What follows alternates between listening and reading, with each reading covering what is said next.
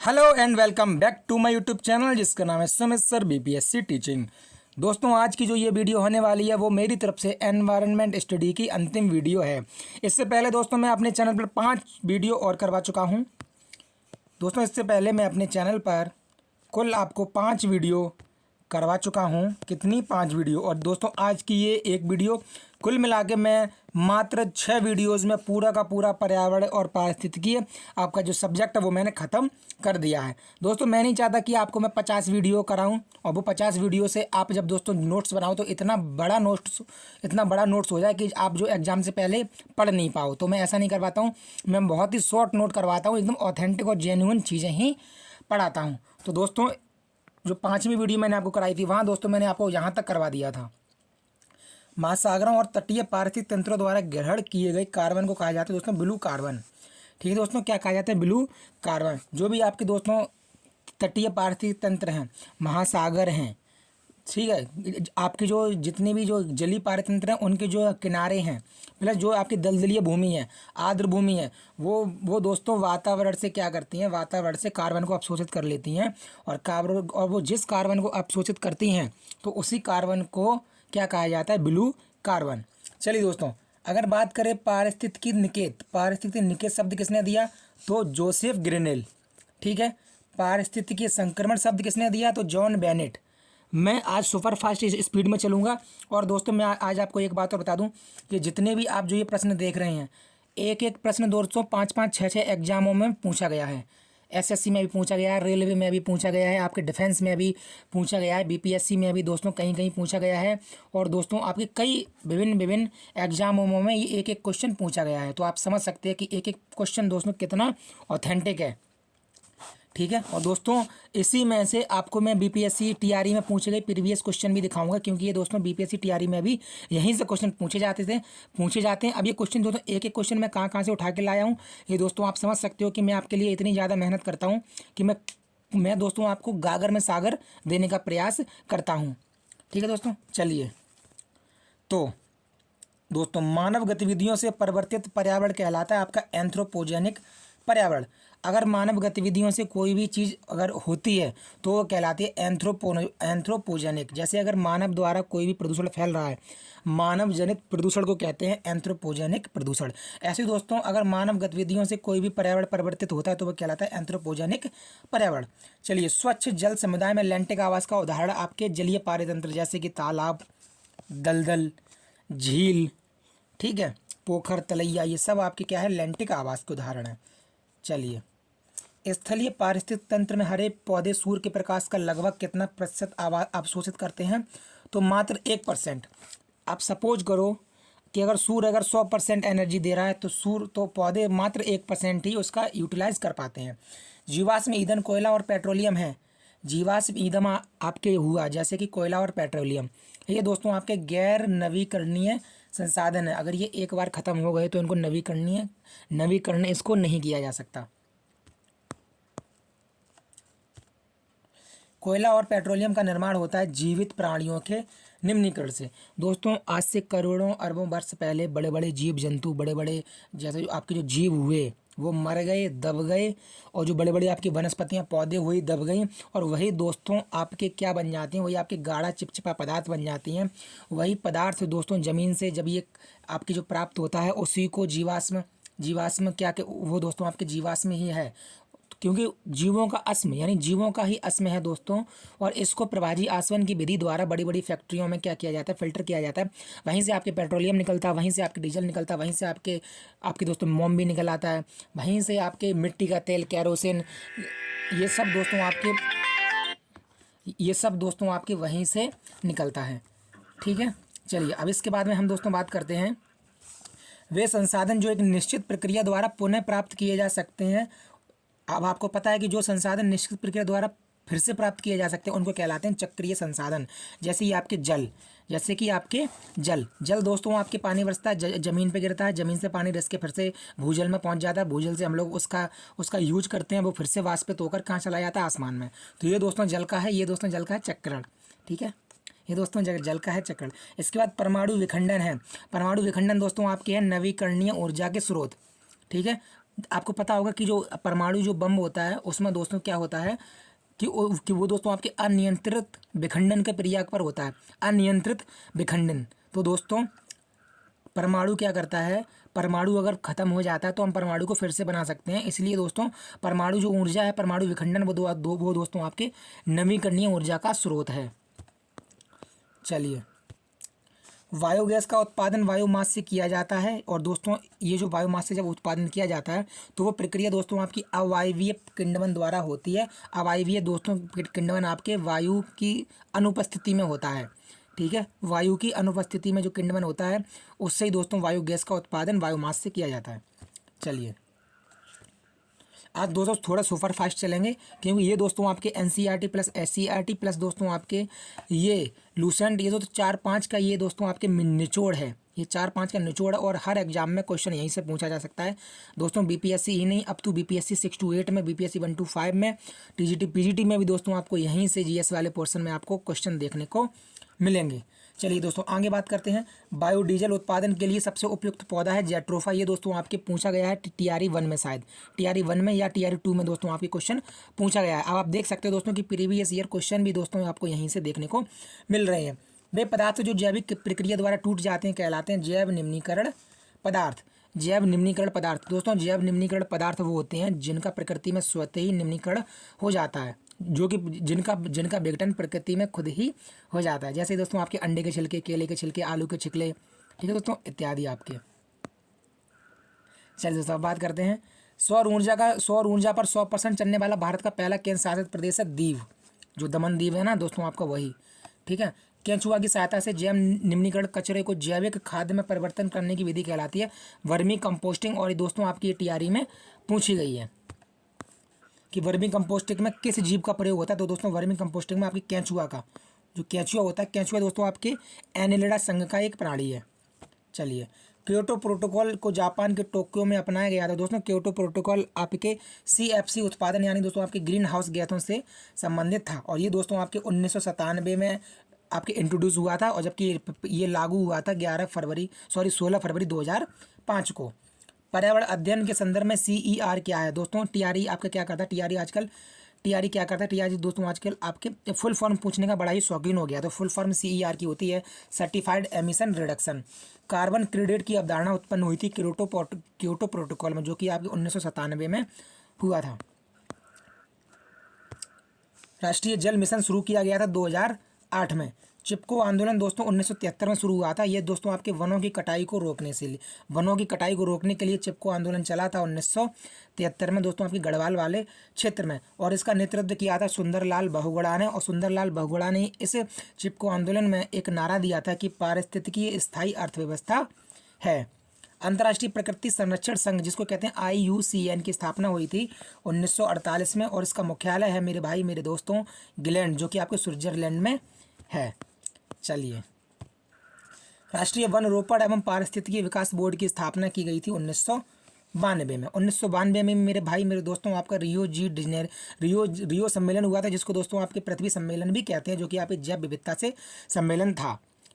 सम्मेलन था। दोस्तों अगर आपको ये सब मेरी नोट्स चाहिए, प्लस दोस्तों मेरे हैंड रिटन भी नोट चाहिए, प्लस जो मैं अपने जो पेड वाले ग्रुप में जो मैं मॉक टेस्ट भी करवाता हूँ, अगर दोस्तों आपको ये 3-4 सुविधाएं चाहिए तो मात्र मेरे भाई रुपये 250 रुपये में दोस्तों आप मेरे साथ जुड़ सकते हैं, जिसमें आपको दोस्तों क्विज मिलेगी, आपको मॉक टेस्ट मिलेंगे, आपको NCERT STRT के फैक्ट मिलेंगे, प्लस मेरे हैंड रोट दोस्तों मेरे हैंड रिटन नोट्स मिलेंगे, जिनसे मेरा खुद का सिलेक्शन हुआ है दोस्तों। TRE 3 में जनरल कैटेगरी में 85 मार्क्स थे। तो दोस्तों अगर आप मेरे साथ को जुड़ना है तो दोस्तों 9410 48 10 86 नंबर मैं लिख दे रहा हूँ, 9410 48 10 86। इस नंबर पे आप मुझे व्हाट्सअप कर सकते हैं, मुझसे बात कर सकते हैं और अपनी तैयारी को एक नया आयाम दे सकते हैं, जो कि दोस्तों आपके TRE 4 में आपको एक सीट दिलाने में ज़रूर कामयाब होगी। चलिए वीडियो पर लौटते हैं और वीडियो में आगे बढ़ते हैं। संयुक्त वन की अवधारणा के जनक हैं AK बनर्जी। संयुक्त वन की अवधारणा के जनक हैं AK बनर्जी। और वन्य जीव अपराध नियंत्रण ब्यूरो का गठन किया गया था 6 जून 2007 में। कि भारत ने क्योटो प्रोटोकॉल पर हस्ताक्षर किए थे 2002 में। दो में कार्बन डाइऑक्साइड हुआ, मीथेन हुआ, नाइट्रस ऑक्साइड हुआ, ठीक है। नाइट्रस ऑक्साइड को दोस्तों आपके लाफिंग गैस भी कहते हैं। हाइड्रोक्लोरोकार्बन हुआ, सल्फर हेक्साक्लोराइड हुआ, ये सब के सब आपके दोस्तों ग्रीन हाउस गैसें हैं।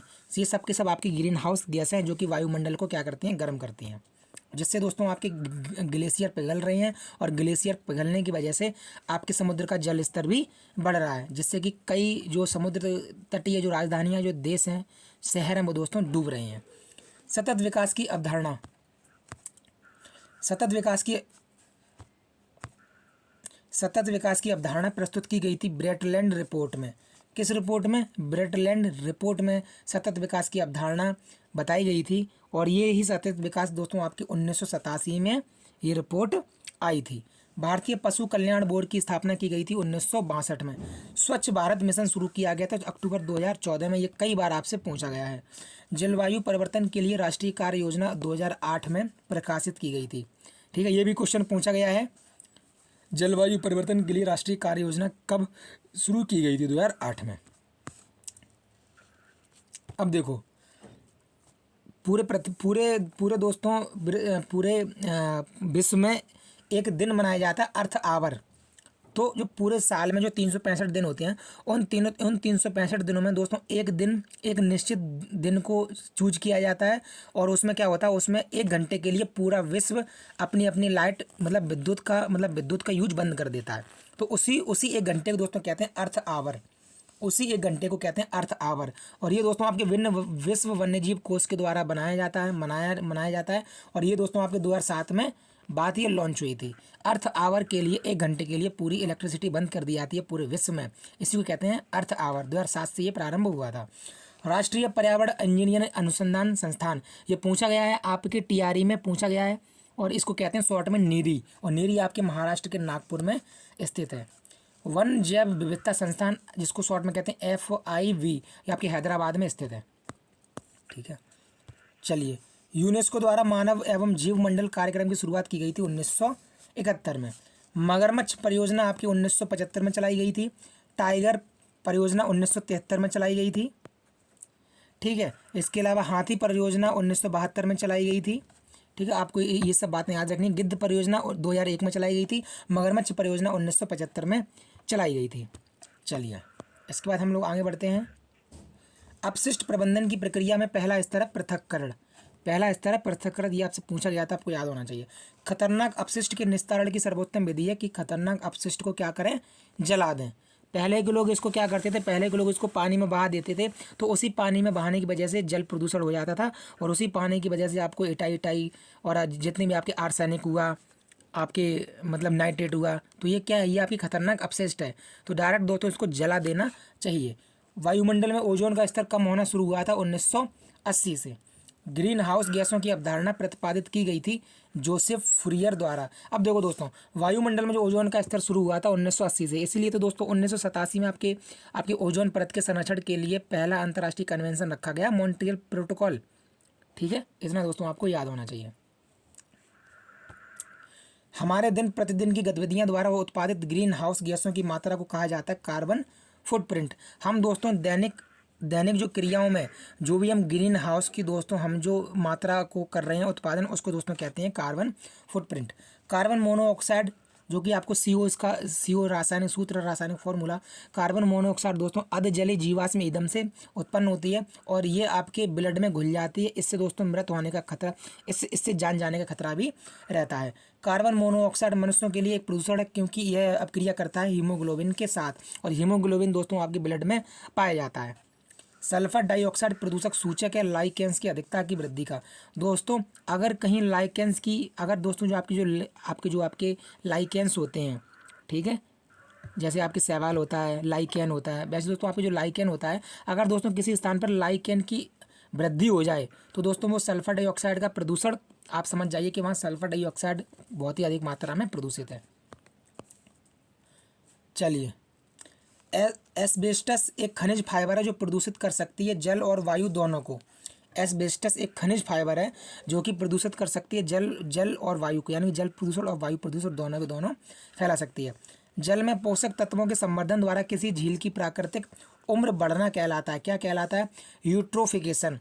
दोस्तों अगर किसी जल जल जल समुदाय में, जल पारितंत्र में, जल पारिस्थितिकी तंत्र में अगर दोस्तों वहाँ पर दोस्तों अगर आपके वर्तमान वहाँ पर अच्छी तरीके से वहाँ पर अगर दोस्तों अच्छी तरीके से आपकी ऑक्सीजन घुलित है, सारे दोस्तों जो उसमें जो पानी में जितने भी खनिज लवण पाए जाते हैं वो अच्छी तरीके से हैं, तो दोस्तों हम लोग उस झील को या उस जलीय पारतंत्र को कहेंगे सुपोषण झील। और दोस्तों इसको ही इंग्लिश में कहते हैं यूट्रोफिकेशन। ठीक है, तो जल में पोषक तत्वों के संवर्धन द्वारा किसी झील की प्राकृतिक उम्र बढ़ना कहलाता है यूट्रोफिकेशन। क्योंकि जब ये सारे खनिज लवण पानी में पाए जाएंगे तो दोस्तों उस जलीय पारतंत्र की उम्र क्या हो जाएगी? बढ़ जाएगी। ठीक है। डीडीटी दोस्तों आपके एक यानी पाउडर नुमा कीटनाशक है जिसकी खोज 1939 में की गई थी पॉल हरमन मूलर के द्वारा। ये टीआरई में पूछा गया क्वेश्चन है। खाद्य श्रृंखला के माध्यम से गैर निम्नीकरणीय प्रदूषकों की बढ़ती उम्र के संचय को कहा जाता है जैव आवर्धन। आवर्धन का दोस्तों मतलब होता है कि छोटी चीज़ से चीज़ का बड़ा हो जाना, मतलब छोटी चीज़ से किसी चीज़ का वृद्धि हो जाना, उसको कहते हैं जैव आवर्धन। 80 डेसिबल से ऊपर की आवाज़ को माना जाता है खतरनाक ध्वनि प्रदूषण। दोस्तों जो हम लोग आपस में बातचीत करते हैं वो लगभग दोस्तों 40 या 45 डेसिबल के आसपास की ध्वनि रहती है, लेकिन अगर वही कहीं पे दोस्तों 80 डेसिबल की अगर ऊपर की ध्वनि हो जाए तो उसको खतरनाक ध्वनि प्रदूषण के नाम से भी जानते हैं। दोस्तों देखिए आप लोगों ने दोस्तों सुनी होगी दामोदर नदी। तो आपकी जो दामोदर नदी है दोस्तों, वो दामोदर नदी उच्च प्रदूषण स्तर के कारण दामोदर नदी को जैविक रेगिस्तान के नाम से जाना जाता है, यानी कि जैविक रेगिस्तान हो गई है। कौन सी नदी? दामोदर नदी। ठीक है, दामोदर नदी घाटी परियोजना दोस्तों भारत की पहली नदी घाटी परियोजना भी है। लेकिन आज के समय में दोस्तों दामोदर नदी आपके बहुत ही ज़्यादा प्रदूषित है।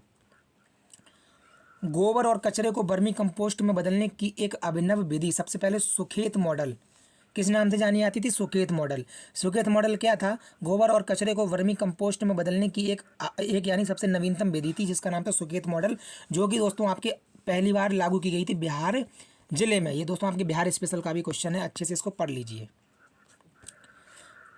भारत में पहली बार वन महोत्सव की शुरुआत 1905 में की गई थी के.एम. मुंशी के द्वारा। 1905 में बंगाल विभाजन भी हुआ था। 1905 का बनारस अधिवेशन भी हुआ था, जो कि आपके इसकी अध्यक्षता की थी गोपाल कृष्ण गोखले ने, जो कि महात्मा गांधी के राजनीतिक गुरु भी थे। शैवाल की प्रजातियां उपयोग की जाती हैं ईंधन के रूप में। यूरियन कार्बाइड गैस रिसाव त्रासदी हुई थी 1984 में। और ये दोस्तों आपकी टीआरई 1 या टीआरई 2 में पूछा गया क्वेश्चन है कि भोपाल गैस त्रासदी कब हुई थी? दोस्तों यूनियन कार्बाइड गैस रिसाव को ही कहते हैं भोपाल गैस त्रासदी, जो कि आपके मध्य प्रदेश के भोपाल में हुई थी 1984 में। ठीक है, 1984 में हुई थी। और जो इसमें गैस का जो रिसाव हुआ था वो गैस का नाम था मिथाइल आइसोसाइनाइड। ठीक है, इतना आपको याद रखना, ये आपकी प्रीवियस ईयर का क्वेश्चन है। विश्व वन्यजीव कोष का प्रतीक है विशाल पांडा, ये भी टीआरई 2 का क्वेश्चन है। अब आप लोग दोस्त देख सकते हो कि मैं जो आपको पढ़ा रहा हूँ टीआरई 4 के लिए वो कोई कवाड़ा नहीं पढ़ा रहा हूँ दोस्तों। टीआरई 1 2 3 में यहीं से क्वेश्चन पूछे गए थे, जहाँ से ये क्वेश्चन मैं उठाया हूँ वहीं से पूछे गए थे। तो टीआरई 4 में भी वहीं से क्वेश्चन पूछा जाएगा। अत्यधिक स्पेशल क्वेश्चन है। आप दोस्तों इसके आपको अगर ये नोट नहीं करना तो आप इसकी मुझसे हार्ड कॉपी भी ले सकते हैं। हार्ड कॉपी से मतलब आप इसकी मुझसे सॉफ्ट कॉपी भी ले सकते हैं पीडीएफ के रूप में। अगर आपको मुझसे जुड़ना है तो दोस्तों 9410481086 नंबर पे मुझे व्हाट्सअप कीजिए। 9410481086 पर आप मुझे व्हाट्सअप कर सकते हैं। मछली पालन को दोस्तों कहते हैं पिसीकल्चर। पक्षियों के अध्ययन को कहते हैं ऑर्निथोलॉजी। बागवानी का अध्ययन कहलाता है हॉर्टिकल्चर।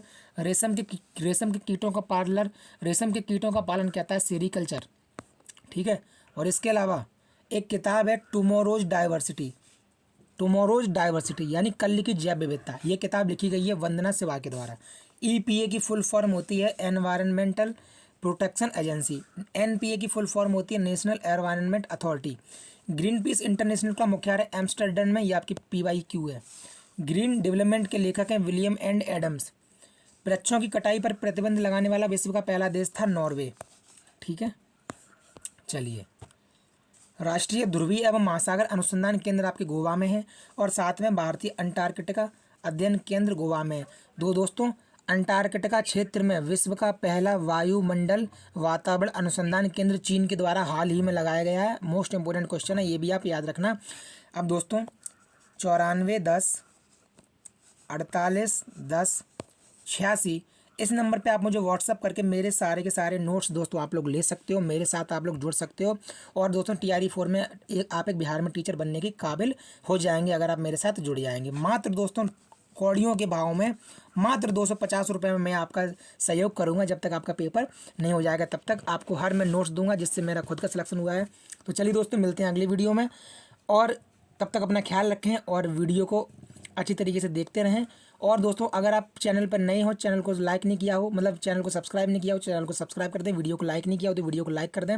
मैं दोस्तों इतनी मेहनत करता हूँ आपके लिए। चलिए तो मिलते हैं अगली वीडियो में।